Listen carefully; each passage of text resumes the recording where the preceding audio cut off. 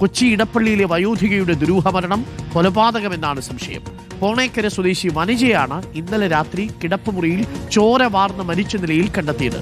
ശരീരത്തിൽ മുറിവുകളുണ്ടായിരുന്നു. മൃതദേഹത്തിന് സമീപത്ത് നിന്ന് കത്തിയും കണ്ടെടുത്തിട്ടുണ്ട്. സജോ ദേവസ്യ ഇപ്പോൾ സ്ഥലത്ത് തന്നെയുണ്ട്, പോണക്കരയിലെ വീട്ടിൽ. Sajo, very good morning Sajo. രാവിലെ നമ്മളൊരു കൊലപാതക വാർത്തയാണ്, കൊലപാതകമെന്നാണ് സംശയം, ഈ വയോധിക കൊല്ലപ്പെട്ടത്. എന്താണ് സജോ ദേവസ്യ നമുക്ക് അവിടെ നിന്നും ലഭിക്കുന്ന വിവരങ്ങൾ?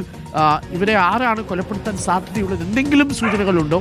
കൊലപാതകമാണ് എന്ന് എങ്ങനെയാണ് നമ്മൾ സംശയിക്കുന്നത്? Sajo, good morning. Doctor Arunkumar, very good morning. ഞാനിപ്പോൾ നിൽക്കുന്നത് ഈ സംഭവം നടന്ന പോണേക്കരയിലെ ഈ വനജ എന്ന വയോധികയുടെ വീട്ടിൽ തന്നെയാണ്. അതായത് ഇന്നലെ വൈകുന്നേരം ഏതാണ്ട് ഒരു 9 മണിക്ക് ശേഷമാണ് ഈ വയോധികയും വീട്ടിലെ കിടപ്പുമുറിയിൽ മരിച്ച നിലയിൽ കണ്ടെത്തുന്നത്. ഈ വയോധിക അവർ റിട്ടയർഡ് അധ്യാപികയാണ്, മ്യൂസിക് ടീച്ചറായിരുന്നു. അവരോടൊപ്പം താമസിച്ചിരുന്നത് സഹോദരിയുടെ മകളും ഭർത്താവുമാണ്. അവർ ജോലിക്ക് പോകുന്നതാണ്. അപ്പോൾ ഈ വീട്ടിൽ, അതായത് പകൽ സമയം മുഴുവൻ ഈ വീട്ടിൽ വയോധിക തനിച്ചായിരിക്കും. അവർ ഏതാണ്ട് 9 മണിക്ക് ശേഷം വീട്ടിലേക്ക് എത്തുന്നു. ആ ഘട്ടത്തിലാണ് മരിച്ച നിലയിൽ കാണുന്നത്.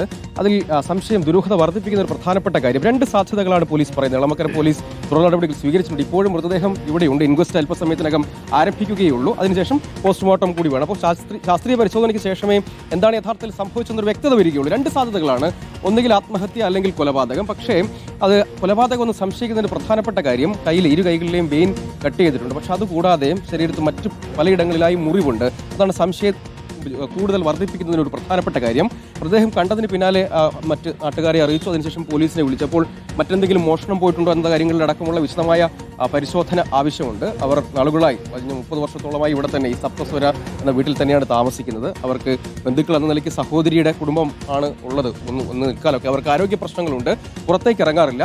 ഈ കാണുന്ന ഗേറ്റ് പൂട്ടിയിടാറുണ്ട്. അതേസമയം വീട്ടിലെ വാതിലുകൾ അടച്ചിടാറില്ല. കാരണം അവർക്ക് വാർദ്ധക്യ സഹജമായ ബുദ്ധിമുട്ടുകൾ ഉള്ളതുകൊണ്ട് തന്നെ വാതിലുകൾ പുറത്തുനിന്നും പൂട്ടാറില്ല. ഈ സഹോദരിയുടെ മകളും ഭർത്താവും, അതായത് അവരുടെ ബന്ധുക്കൾ പുറത്തേക്ക് ജോലിക്ക് പോകുമ്പോൾ.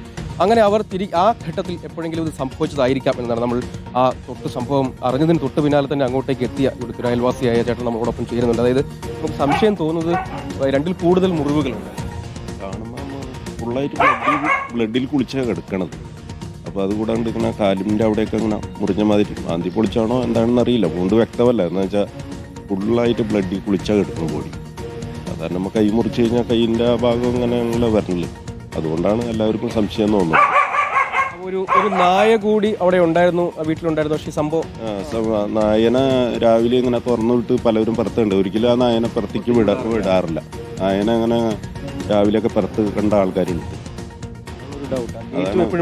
ഗേറ്റ് എപ്പോഴും പൂട്ടി. നായ ഒരിക്കലും ഗേറ്റുമ്പോൾ ടച്ച് ചെയ്താൽ തന്നെ നായ കുറയ്ക്കണതാണ്. ഒരു സംശയം അങ്ങനെ തോന്നുന്നു. ഇരുന്നിട്ട് പുറത്തേക്കൊന്നും അങ്ങനെ ഇറങ്ങാറില്ല. ഇല്ല. ഉണ്ട്. അതാണ് ഡോക്ടർ അരുൺകുമാർ. അപ്പോൾ അതാണ് സംശയം ജനിപ്പിക്കുന്ന ഒരു പ്രധാനപ്പെട്ട കാര്യം. ഏതായാലും ഇപ്പോഴും ഇത് കൊലപാതകം എന്നൊരു സംശയം പോലീസിനുണ്ട്.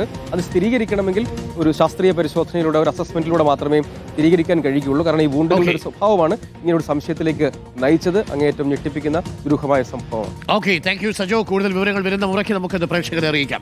അപ്പോൾ പ്രിയപ്പെട്ടവരെ, കൊച്ചി നഗരത്തിൽ ഇന്നലെ ഒരു വയോധികയുടെ മരണം, അത് കൊലപാതകമാണെന്നൊരു സംശയമുണ്ട്. നമുക്ക് പോലീസ് പറയട്ടെ ഇതിന്റെ ഫാക്സ്. രക്തത്തിൽ കുളിച്ച നിലയിലാണ് ഇവരെ കണ്ടെത്തിയത്. ഇന്നലെ രാത്രിയിലാണ് ഈ സംഭവം എന്നാണ് സജോ റിപ്പോർട്ട് ചെയ്യുന്നത്.